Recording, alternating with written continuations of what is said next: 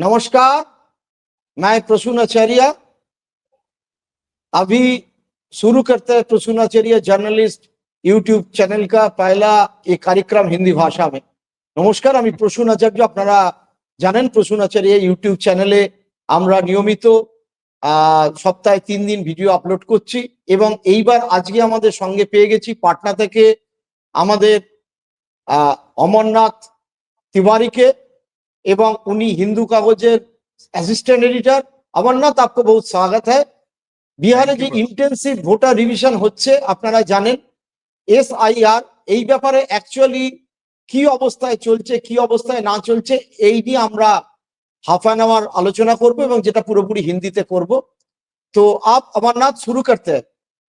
ऐसा है अमरनाथ, आज सामने जो देखा है SIR जो हो रहा है, अभी 65 लाख लोगों को निकाल दिया गया प्राइमरी वोटर लिस्ट से और उसमें कुछ डेट है, कुछ दूसरे जगह पर शिफ्ट कर रहा है जिसको माइग्रेंट कहते हो, वो लेबर भी हो सकता है, IT इंजीनियर भी हो सकता है, और कुछ दूसरों जगह शिफ्ट किया। एक्चुअली 2003 में जो इंटेंसिव वोटर रिविजन हुआ था, देश का हर प्रदेश में भी हुआ था, बंगाल में भी हुआ था, बिहार में तो जाता हुआ था, उसका थोड़ा टाइम स्पेन भी ज्यादा था, लेकिन इस बार इतना जल्दीबाजी से हो रहा है और कुछ दिन से देख रहा है बिहार विधानसभा में जो चल रहा है तेजस्वी और नीतीश का बारे में। आज 4 दिन से पार्लियामेंट लगभग ठप हो चुके हैं, विरोधी लोग स्लोगन दे रहा है, शाउटिंग कर रहा है এবং SIR के लिए पूरा देश में जो हंगामा मचे है।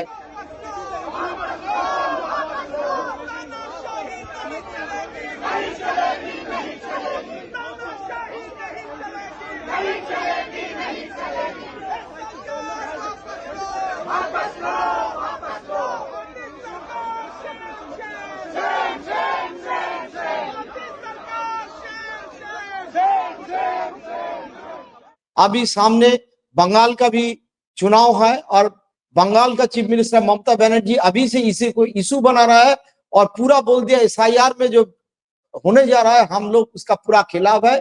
और 2026 में शुरुआत में बंगाल का साथ असम में भी चुनाव है और हेमंत बिश्व शर्मा बीजेपी का पूरा उल्टा कर रहा है, बंगाली लोगों को दरकिनार करके NRC में 19 लाख लोगों का अभी नाम बात कट गया, बोल रहा है और लोगों का नाम बच जाएगा। कुछ दिन से उधर से एविक्शन चल रहा है, पर्टिकुलरली मुस्लिम कम्युनिटी और बंगाली मुस्लिम को टारगेट बनने के लिए। तो मैं हम लोग अभी चर्चा करना है जो बिहार में क्या हो रहा है। आपको उपलब्ध क्या है? आप तो एवं ग्राउंड जीरो में खड़े हो और इतना दिन का पत्रकार है, मेरा बहुत मित्र है, 25-30 साल से आप बिहार को जानते हो, क्या हो रहा है जरा बताइए। वसुंधरा, बिहार में भी SIR को लेकर के पूरी तरह से क्योस है, कंफ्यूजन है चारों तरफ। ये सीमांचल और नॉर्थ बिहार का इशू नहीं है जहाँ की लोग डर रहे हैं कि बांग्लादेशी आ गए हैं या बाहर के लोग आ गए, उनका नाम कट जाएगा। ये बिल्कुल शहरी इलाकों का भी स्थिति है। स्टेट कैपिटल है बिहार का पटना, पटना के राजेंद्र नगर एक पॉश इलाका, आप जानते होंगे, आप यहाँ थे। हाँ, वहां मैं रहता हूँ और आज तक कोई किसी ने फॉर्म देके कोई गया है, लेकिन लेने रिसीव करने कोई, आज डेट खत्म हो गया, 25 जुलाई खत्म हो गया, लेकिन कोई रिसीव करने नहीं। मैंने BLO को 3-4 बार फोन किया, मैं आता हूँ तो यहाँ भेजूं, लेकिन BLO आया नहीं। लगता ऐसा है कि जो टारगेट था, टारगेट 65 लाख का, वो पूरा हो गया। अब उनको कट पेस्ट करना है, जो पहले वोटर थे उनको इस बार वोटिंग का राइट देना है।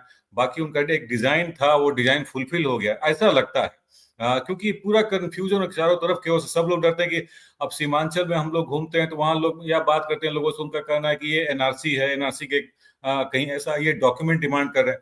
अब बड़ा इंटरेस्टिंगली एक जन ने बताया वहां सीमांचल में फोन करने पर कि भाई देखिए, ये 11 डॉक्यूमेंट में एक रेसिडेंशियल डॉक्यूमेंट का प्रूफ मांगते हैं लोग।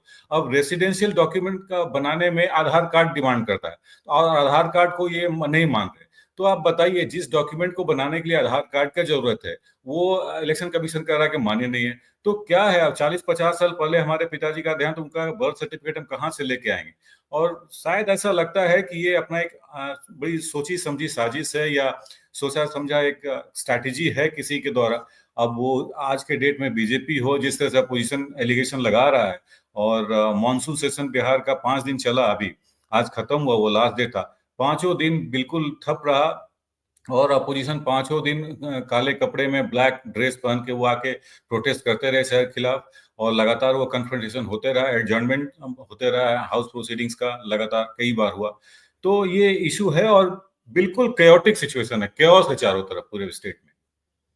असल में देखिए, ऐसा है, हम लोग कुछ लोगों का ऐसा ही कहना है, जे 2029 में जब पार्लियामेंट चुनाव होगा उसका पहले बीजेपी ऐसा डिजाइन पे एक इलेक्टोरल लिस्ट बनाना चाहते हैं जहां मुसलमान ज्यादा, उसके साथ दलित, उसके साथ ओबीसी, कुछ कुछ जो विरोधी को बीजेपी का खेमा में जो नहीं आता है, जो upper caste middle class, upper middle class और उसका हाई सोसाइटी का है, उसको नाम रख के नीचू वाला तबका का नाम थोड़ा लिस्ट से दरकिनार करना चाहता है।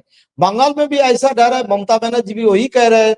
एक्चुअली पूरा देश में जो डिजाइन चल रहा है, एक सची समझे डिजाइन, और सुप्रीम कोर्ट जिसके माने हम लोग तो बराबर देखे है, सुप्रीम कोर्ट का पास अगर कोई तुम्हारा कोई डॉक्यूमेंट दो, तो जब हियरिंग होता तो भी डॉक्यूमेंट पब्लिश होता है। डॉक्यूमेंट क्या दिया नहीं दिया पहले से पब्लिश हो गया, पहले से जानकारी हो गया। और सुप्रीम कोर्ट को उसको बताना था 28 तारीख आने वाला दिन में, जो इतना नाम हम लोग काट दिया, इतना नाम सही है, इतना डेट वोटर है। हो ही सकता है आदमी मर जाता है, उसका वोटर लिस्ट में नाम बाद नहीं जाता है।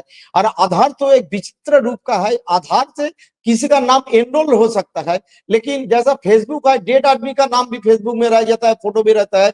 आधार से नाम बात करने के लिए कोई तरीका आज भारत में नहीं है।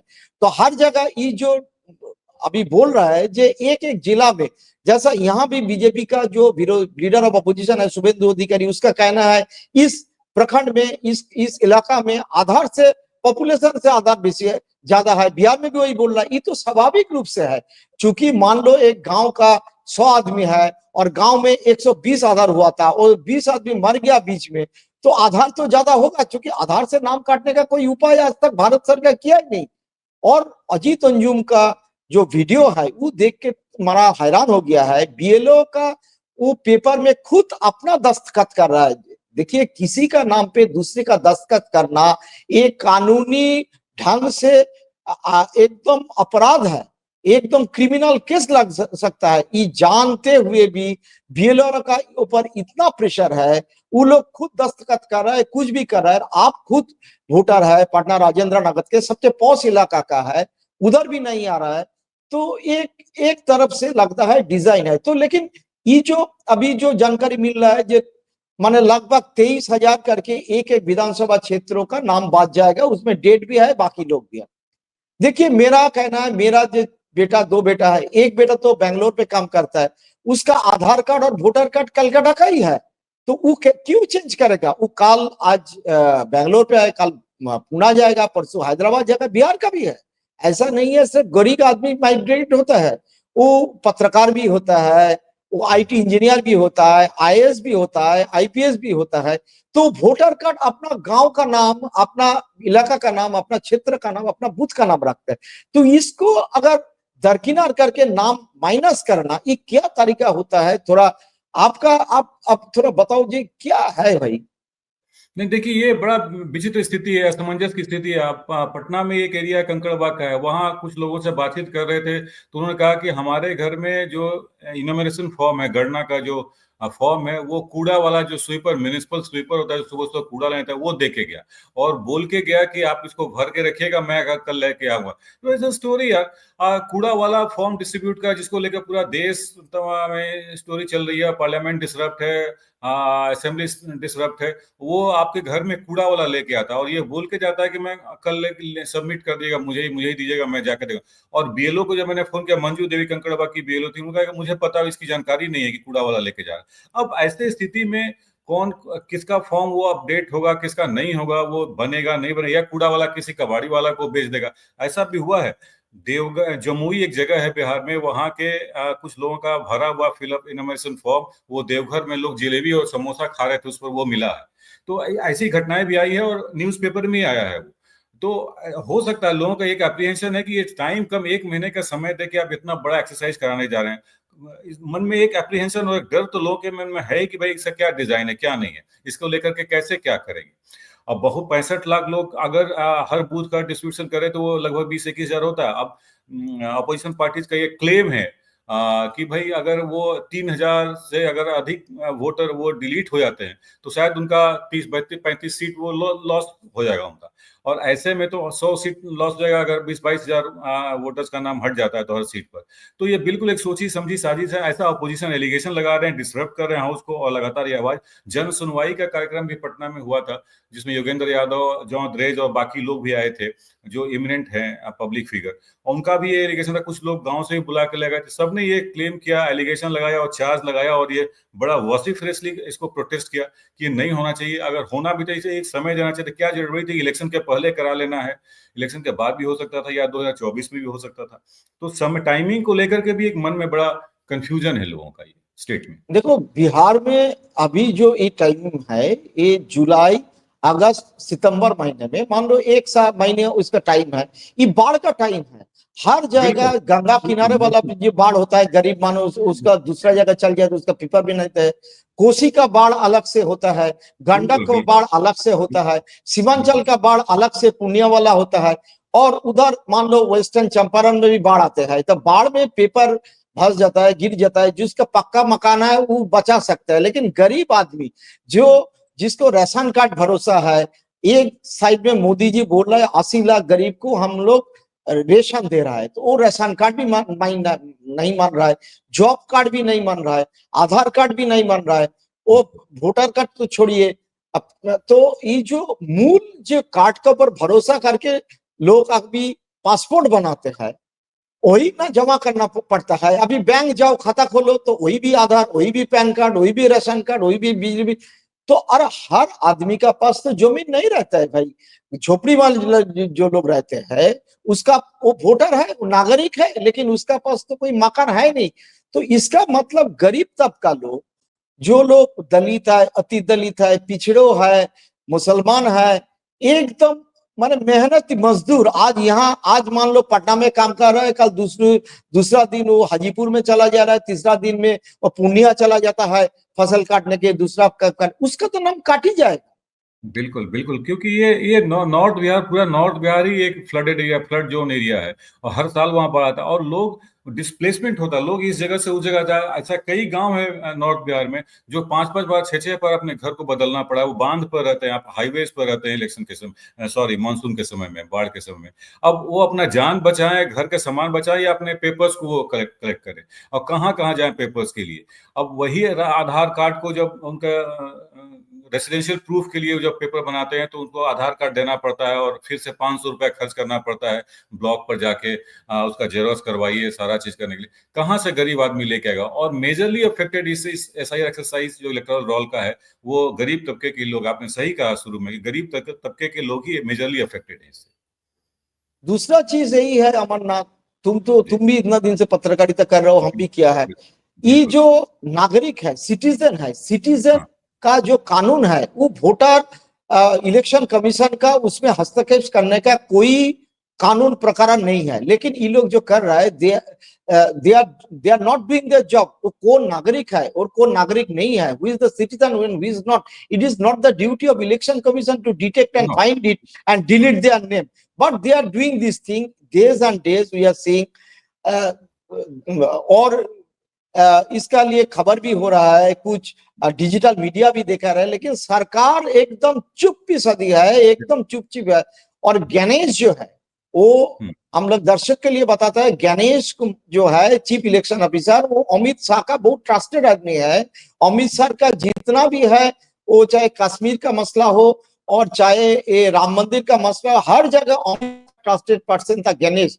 तो हम लोग को एक लगता तो है जो गरीब आदमी के लिए नाम बच जाएगा। एक चीज बताओ, यहाँ स्थिति बंगाल के लिए हम इसीलिए चर्चा कर रहे हैं। बंगाल में बोल रहे हैं लोग जो बांग्लादेश से आए हुए, देखिए बांग्लादेश जब लिबरेशन हुआ, गरीब लोग और हिंदू लोग ज्यादा शेड्यूल कास्ट बांग्लादेश से आ चुके हैं।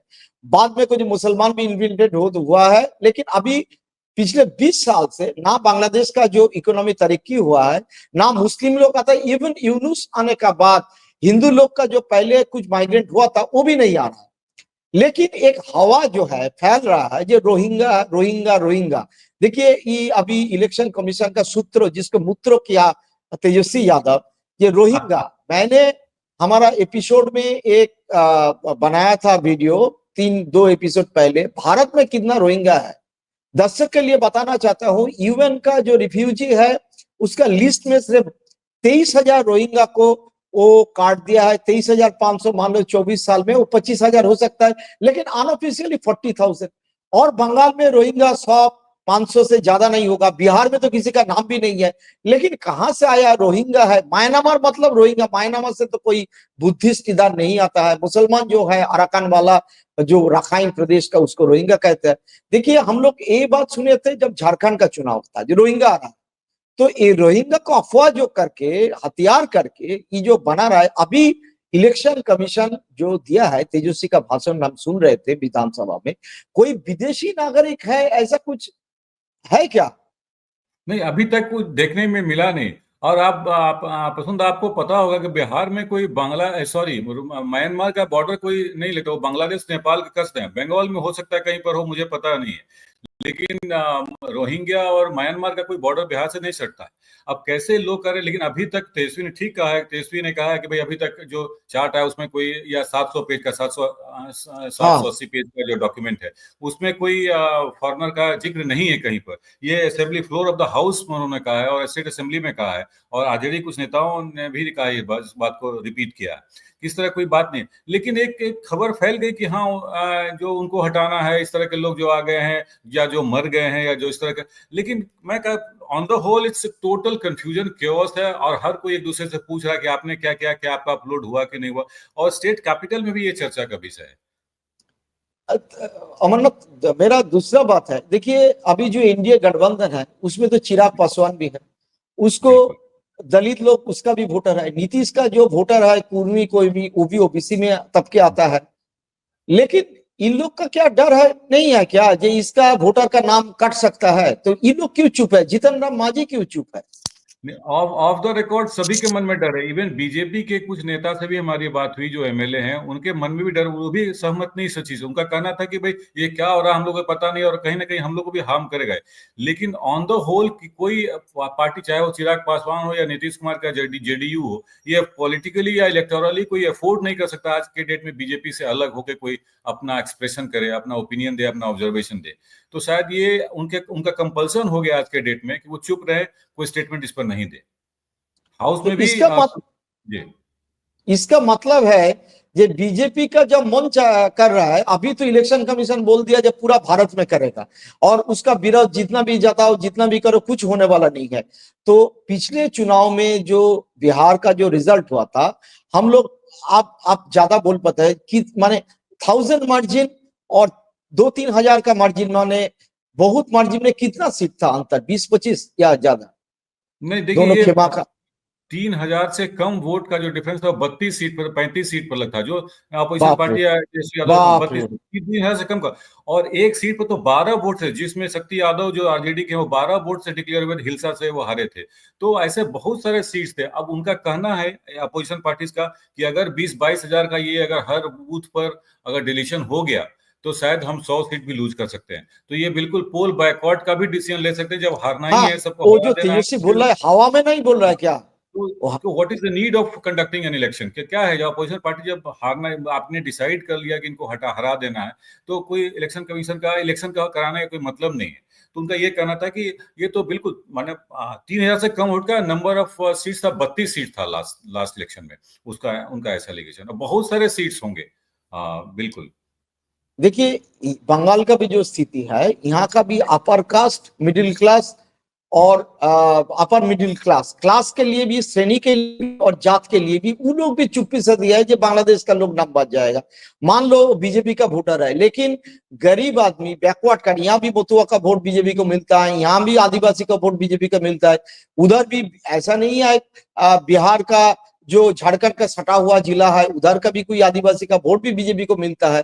तो वो क्यों ऐसा करके गेम प्लानिंग कर रहा है, जो दूसरों को वोटर को कम कर दो? और एक पत्रकार, सीनियर पत्रकार, प्रभात खबर का बहुत दिन का पॉलिटिकल कॉरेस्पॉन्डेंट, वो मेरे को कहा, जो मैंने पूछा था एक बीजेपी का बहुत सीनियर आदमी के, सर एसआई का नाम पे क्या हो रहा है? वो कहा एसआईआर नहीं है, वो सर नेम है, वो सर नेम दे करके हम लोग डिलीट हो रहा है नाम, कि यादव है कि पासी है कि मान लो महतो है, ऐसे देख करके कर रहे हैं।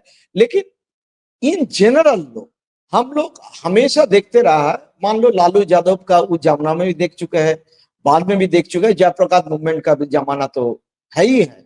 जे बिहार का ये जो मिडिल क्लास है, जो शिक्षित एजुकेटेड है, वो जागरूक है, वो लोग वोकल रहते हैं। लेकिन आजकल ये तो उतना वोकल भी नहीं देख रहे। बंगाल में भी वो मिडिल क्लास वोकल होना बंद कर दिया जब से मोदी जी आया है। बिहार का हाल भी ऐसे हो गया क्या? नहीं, बिल्कुल बिल्कुल वो सोशल रिएक्शन नहीं है। प्रश्न यहाँ पर बिहार में कोई सोशल, मुझे तो ऐसा लगा था या लग रहा था कि अभी आपके बंगाल के जर्नलिस्ट आए थे पटना, गंगा बाबू, जो आप जानते हैं उनको, तो मैंने हाँ, उनसे बहुत पूछा भी मित्र है। था। हाँ आज जी, तो उनसे जनसत्ता में मैंने, था। हाँ, हाँ, तो उनसे मैंने पूछा भी था। देखिए, बंगाल और बिहार के सोसाइटी में अंतर ये है कि अगर बीच रोड में कोई आदमी अपनी गाड़ी खड़ी कर दे तो यहाँ लोग बिहार में दूसरा जम रोड जाता है। ऑफ करके जाने लगते हैं। लेकिन कलकत्ता में मैंने देखा कि वहाँ लोग खड़ा होकर रिएक्ट करते हैं, भाई यहाँ खड़ा करने का जगह नहीं, क्यों आप रिएक्ट करें, या रिएक्शन है सोसाइटी में भी। तो ये एक जनरल, लेकिन बिहार में इस तरह कोई रिएक्शन नहीं है। इसको लेकर के प्रोटेस्ट करेंगे या रोड पर जाएंगे या वोट या डिबेट करेंगे, नहीं। सब लोग बस अपने बारे में पूछते हैं कि क्या आपके यहाँ बीएलओ आया था, क्या आपके बीएलओ से बात हुई, आप जब आपका नहीं है तो मेरा क्या होगा। इस तरह से लोग मांग अपने घर के भीतर बंद हो जा रहे हैं। लेकिन इस पर कोई प्रोटेस्ट का रिएक्शन सोसाइटी करे, वो देखने को नहीं मिल रहा। कि राहुल गांधी का जो रैली हुआ था देखा है, उसमें बहुत सारे लोग जमा हुआ था। ऐसा कांग्रेस हर जगह ऐसा है क्या ना? ग्राउंड रियलिटी में उसका थोड़ा स्ट्रेंथ है कि नहीं है? देखिए, अभी वो कांग्रेस उसे को बिहार में बहुत मेहनत करना पड़ेगा। बिहार में कांग्रेस का अभी भी कोई स्थिति ठीक नहीं है। मतलब लास्ट टाइम 70 सीट्स उनको अलॉट होता है, 19 जीत के आए थे। तो शायद इस बार महागठबंधन या इंडिया ब्लॉक जो भी कर लें आप, बिहार में महागठबंधन बोलते हैं, ग्रैंड अलायंस बोलते हैं। तो वो उनका कहना था आरजेडी का कि ये नंबर ऑफ सीट्स 70 शायद अधिक दे गया था। अगर उनको 50 पर दिए हाँ, होते तो शायद वो अधिक होते और हम लोग शायद सरकार बना लेते, क्योंकि शायद 10-12 सीट ही कम रह गया था लास्ट टाइम 2020 के इलेक्शन में तेजस्वी को सरकार बनाने के लिए। तो इस बार का कहना है कि तो कांग्रेस का, मैं कहना चाहता हूं, कांग्रेस का कोई ग्राउंड पर कोई ऐसा अभी एक्सेप्टेंस नहीं है अमंग द वोटर्स कि उनका प्रोस्पेक्ट अच्छा हो या नंबर ऑफ सीट्स उनका बढ़ जाएगा। उनसे बेटर स्ट्राइक रेट तो लेफ्ट पार्टी का सीपीआईएमएल और सीपीआई सीपीएम का, जो 19 सीट जीत के आए। तो बिल्कुल ये है कि अभी राहुल गांधी को बहुत मेहनत करना है बिहार जैसे स्टेट में।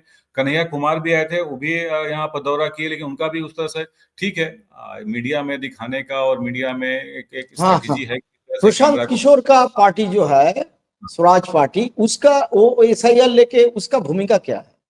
जन Swaraj party of the record उनका भी बोलना है कि भाई ये इससे लोगों में अफरा तफरी मचा हुआ है, ये उसको सपोर्ट नहीं करते हैं। लेकिन वो खुल के उस तरह से नहीं बोल पा रहे हैं। एक मेहनत तो कर जन स्वराज पार्टी के प्रशांत किशोर घूम रहे हैं बिहार में चारों तरफ, अनलाइक अदर पॉलिटिकल पार्टीज या लीडर्स जो अभी तक क्षेत्र में नहीं गए हैं।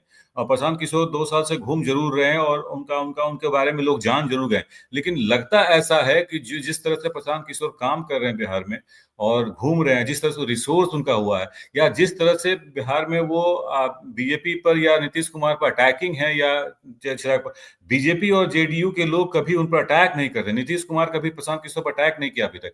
बीजेपी कोई बड़ा नेता प्रशांत किशोर पर अटैक नहीं किया। तो लगता ऐसा है कि कहीं ना कहीं बीजेपी उनके पीछे है और शायद यही कारण है कि वो कहते हैं कि 243 सीट्स पर हम कैंडिडेट खड़ा करेंगे। चिराग पासवान भी कहते हैं। तो शायद अब दोनों का पॉलिटिकल और इलेक्टोरल कैपेसिटी इतना नहीं है बिहार में कि 243 कैंडिडेट भी ला पाए वो।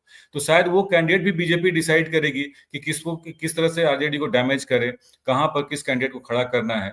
तो इस बार बीजेपी के लिए डू और डाई है बिहार, और बीजेपी चाह रही है कि पूरे किसी भी तरह से बिहार में इस बार गवर्नमेंट को फॉर्म करना है। अभी नहीं तो, एक नेता कह रहे थे कि अभी नहीं तो शायद अगले 15 साल भी नहीं, क्योंकि जिस पार्टी की भी सरकार बनेगी वो इतनी मजबूत पकड़ हो जाएगी कि 10-15 साल फिर हम लोग सोच नहीं सकते। तो it's a golden opportunity for the BJP. ना, मेरा एक ही कहना है कि एसआईआर, देखिए हर चुनाव का एक मुद्दा होता है। जैसे बंगाल का चुनाव 2026 का, मान लो टीम इलेक्शन घोषणा होगा फरवरी महीने में, लेकिन ये बंगाली जो मुद्दा है, हर जगह माइग्रेंट वर्कर के ऊपर, ज्यादा मुसलमान का ऊपर जिस ढंग से चल रहा है, उसका उत्पीड़न और उसका नागरिक लेके बांग्लादेश भेज रहा है, Mamata Banerjee already make that Bengali अस्मिता इज एन एजेंडा। तो बिहार के लिए हम लोग देखा था जंगल राज, जंगल राज, जंगल राज, जिसका बाद सुशासन, सुशासन, सुशासन। लेकिन अभी जो डेवलपमेंट है, जो पलायन है, नौकरी नहीं है, इसको एजेंडा बनाने के लिए पिछले चुनाव में भी देखा था, जे बेकार जो युवा है उसको नौकरी देने के लिए एजेंडा बन रहा था। लेकिन इस बार लगता रहता है, अभी भी लग रहा है एसआईआर एक एजेंडा होगा। आपको क्या लग रहा है, एसआईआर कोई एजेंडा हो सकता है? बिल्कुल, ये लोगों के बीच में एटलीस्ट इलेक्शन के पहले लोगों के बीच में चर्चा का विषय तो जरूर है। एसआईआर से लोग प्रभावित हैं। अनएम्प्लॉयमेंट का, जॉब अपॉर्चुनिटी का, माइग्रेशन एक इश्यू तो परमानेंट इश्यू है ही सब पॉलिटिकल पार्टीज के लिए। लेकिन एसआईआर को लेकर के लोगों में चर्चा काफी है और लोग इसके बारे में बातचीत कर रहे हैं और काफी प्रोटेस्ट के जो भी जिनसे हमारी बात होती है वो काफी प्रोटेस्ट करते हैं इस चीज को कि ये गलत हो रहा है, ऐसा नहीं होना हाँ, चाहिए था। वही मैं या, बोल रहा हूँ। या इसके लिए समय होना चाहिए था और अधिक समय मिलना चाहिए था। इतनी हड़बड़ी की जरूरत क्या थी, ये क्वेश्चन जरूर लोग लगाते हैं। टाइमिंग और टाइम को लेकर के लोग क्वेश्चन मार्क जरूर लगाते हैं कि इलेक्शन के ना, पहले क्यों हो। ये जो लोगों का मन में तो एक क्वेश्चन आ रहा है, और कुछ लोगों का 65 लाख मान लो और 5 लाख इसके बाद सुधारने के बाद और घट गया, जो ठीक है 60 लाख व 55 लाख लोगों का नाम बच जाएगा। माइग्रेंट जो बिहारी है, जैसा बंगाल का एक मोटा मोटी आंकड़ा ममता बनर्जी भी लगाता है, आंकड़ा भी सही भी है। बिहार का करीबन 50 लाख नहीं हो तो 40 लाख वोटर जो है बंगाल में है, उसका वोटर कार्ड उधर है, वो वोट देने चल जाता है। हम जानते हैं हमारा हमारा मोहल्ला का जो लोग, जैसा दुकानदार से लेकर के बाकी लोग जो काम करता है, बिहार का जब चुनाव आ जाता है ना, वो लोग बिहार में चल जाता है। इवन बंगाल जब लोकसभा का चुनाव हो जाता है उधर ही वोट देता है। लेकिन ये लोग अभी भी यहाँ काम कर रहा है, उसका अगर वो घर में नहीं होगा, हम एक मान अप्रकाश पत्रकार बिहार को पूछ रहे थे, वो लोग वो एकदम इत्मीनान से कहा क्या है उसका घर का, दूसरा लोग उसका नाम दे देगा, वो काय को लिए आप चिंतित हो। मैंने कहा भाई, जो लोग नहीं रहेगा वो तो लिख देगा, वो नहीं रहता है, माइग्रेट होगी, उसका नाम कट जाएगा। तो ये कितना आशंका है। इन लोग ऐसा गरीब लोग, ऐसा ओबीसी वाले लोग, ऐसा बिजनेस वाले लोग, जो लोग थोड़ा दूसरा काम करते हैं, ग्रुप डी में ज्यादा बंगाल में काम करते हैं, सही से पुलिस से लेके, उन लोग को तो नाम बच सकता, माने माइनस हो जाएगा।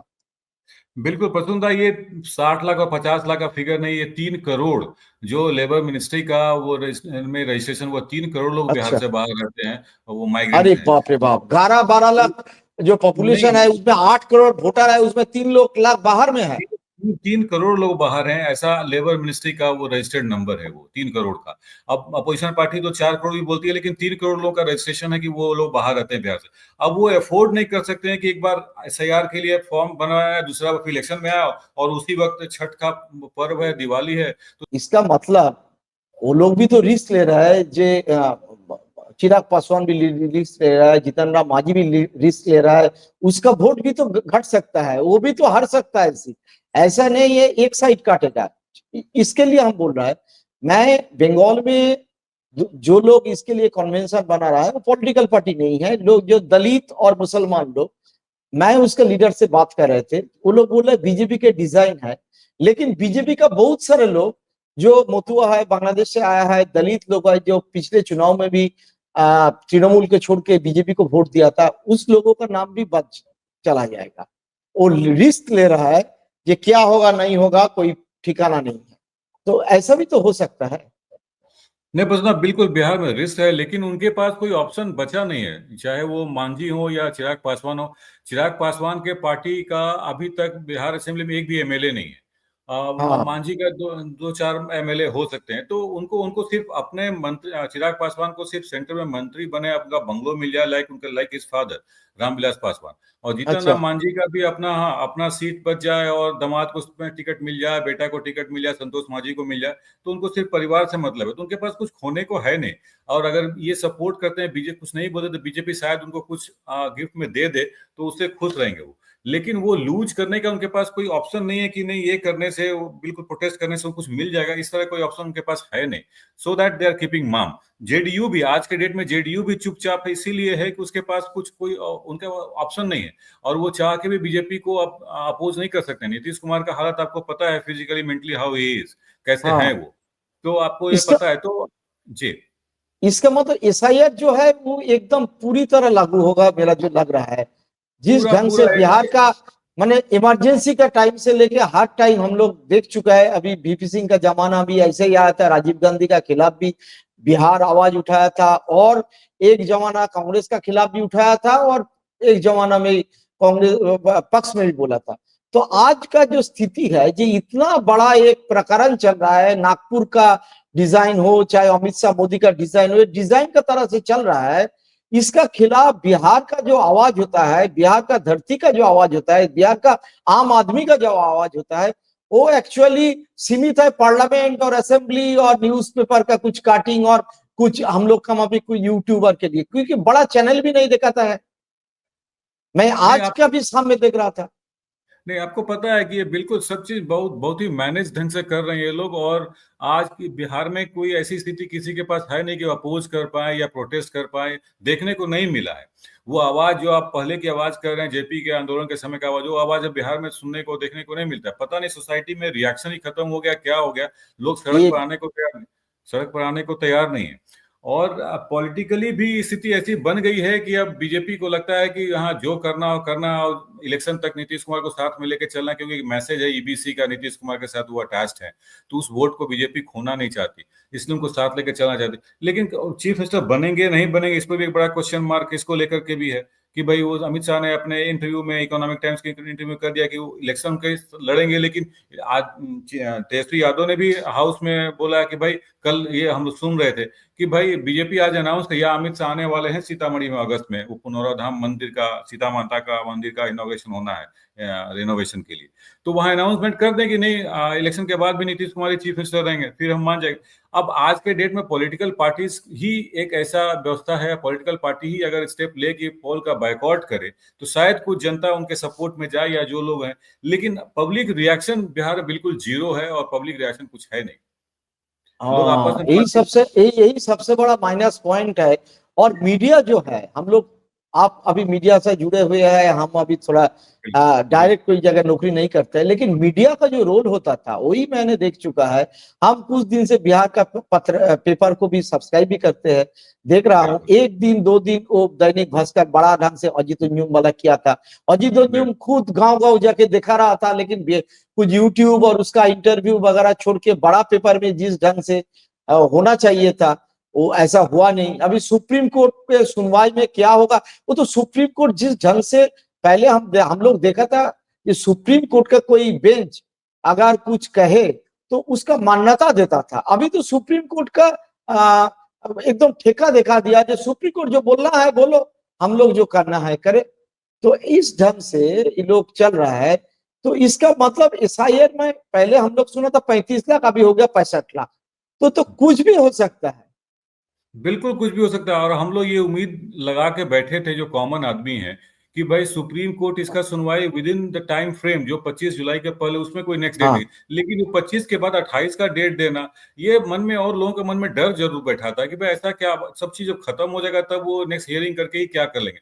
उन्होंने एक सजेशन दिया था जो बीच में मीडिया में आया भी था कि आधार को भी इंक्लूड कीजिए। इस पर कोई सीसी का या गणेश कुमार का या इलेक्शन कमीशन कोई स्टेटमेंट नहीं आया कि हाँ इसको इंक्लूड कर देंगे। और आज के डेट में बहुत जगह ऐसा है जहां ब्लॉक ऑफिसर जाके, बूथ लेवल ऑफिसर जाके, बीएलओ जिसको कहते हैं, वो जाके आधार कार्ड लेके ही फॉर्म लेके चले जा रहे हैं।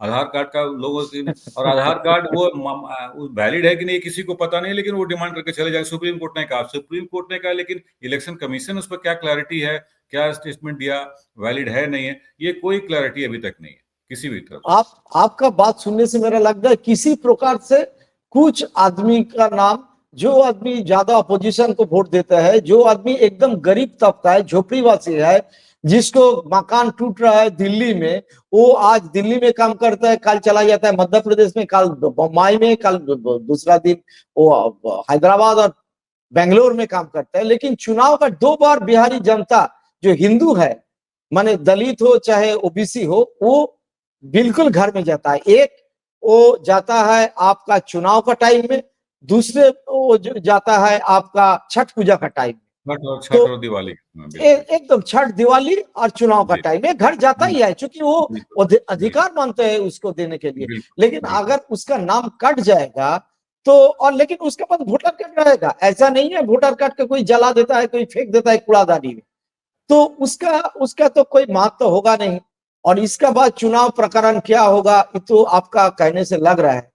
तो मेरा अंतिम सवाल यही है, आपको क्या लग रहा है अल्टीमेटली सुप्रीम कोर्ट या बिहार का जनता या इलेक्शन कमीशन में कुछ हो सकता है, जो तेजस्वी यादव, मान लो राहुल गांधी से लेके तेजस्वी, दीपंकर भट्टाचार्य कलकत्ता में भी प्रेस कॉन्फ्रेंस कर रहा है, हर जगह बोल रहा है उसका 12 एमएलए है, वो लोग शायद ज्यादा एमएलए के खोज में है।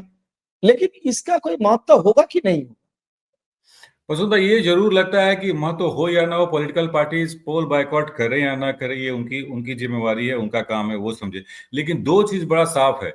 एक चीज ये कि इलेक्शन के समय पोलिंग बूथ पर ये अफरा तफरी का माहौल होना है, लोग जाएंगे वोट देने, उनका नाम कटा हुआ मिलेगा तो वो हंगामा करेंगे। और दूसरा, जो बीएलओ है जिन पर जिम्मेवारी मिली है, उनको लोग जरूर ढूंढ के लाएंगे, भाई नाम मेरा कैसे कटा। तो बीएलओ पर एक आफत आने वाली है, और बूथों पर, पोलिंग बूथ पर अफरा तफरी का माहौल होना है। ये दो बात तो साफ दिखता है, जो अफरा तफरी का माहौल बना हुआ है बिहार में एसआईआर को लेकर के।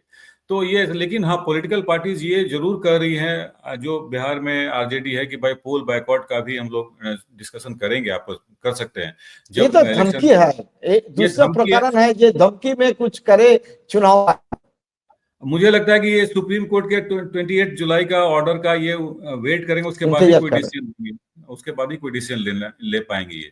लेकिन अब जो करे, लेकिन ये दो चीज बड़ा अपैरेंट है जो दिखता है, कि पोलिंग बूथ पर हंगामा होना और बीएलओ पर आफत आना, ये बिल्कुल साफ है। जब हम लोग का डिस्कशन बहुत अच्छा हुआ अमरनाथ, आप आए, इतना दिन थैंक बाद मुलाकात हुआ, पूरा डिटेल यू। डिस्कशन हुआ। मेरा हिंदी तो आने का बाद थोड़ा नहीं बदल नहीं, गया, उतना अच्छा बोल नहीं बिल्कुल पाता है। बिल्कुल ठीक, लेकिन बंगाली बिल्कुल लोग ठीक। और बाहर का लोग जो देखता है हम लोग का अभी प्रसूनाचार्य जर्नलिस्ट यूट्यूब चैनल, जिसका पहले नाम था डीडी कोलकाता 1, लेकिन उसको थोड़ा चेंज किया व्यूअर का तरफ से। तो हाँ, मेरा निवेदन है, आप लोग देखिए, कमेंट कीजिए, और बांग्ला में हो चाहे हिंदी में हो कमेंट कीजिए, और ये जो एसआईआर जो भारत में आ रहा है उसका खिलाफ आवाज बुलंद करे। जे आने वाला दिन में कम से कम भारत का जो गरीब नागरिक है उसको नाम वोटर लिस्ट से नहीं डिलीट होना चाहिए, क्योंकि उसका भी समान अधिकार है। कोई एक बिल्कुल वोट अदानी अंबानी का भी है, एक वोट नरेंद्र मोदी का भी है, एक वोट राहुल गांधी का भी है, एक वोट जीतन राम मांझी का है, और जो लोग जूता पॉलिश करते हैं और खेती उगाते हैं उसका भी है। यही इंडियन डेमोक्रेसी है, और हम लोग का चर्चा आज खत्म करते हैं। जय जय इंडियन डेमोक्रेसी करके, और आप लोग देखते रहिए प्रसूनाचार्य जर्नलिस्ट। नमस्कार थैंक यू अमरनाथ, बहुत बहुत थैंक धन्यवाद। Thank you for having Vasundhara.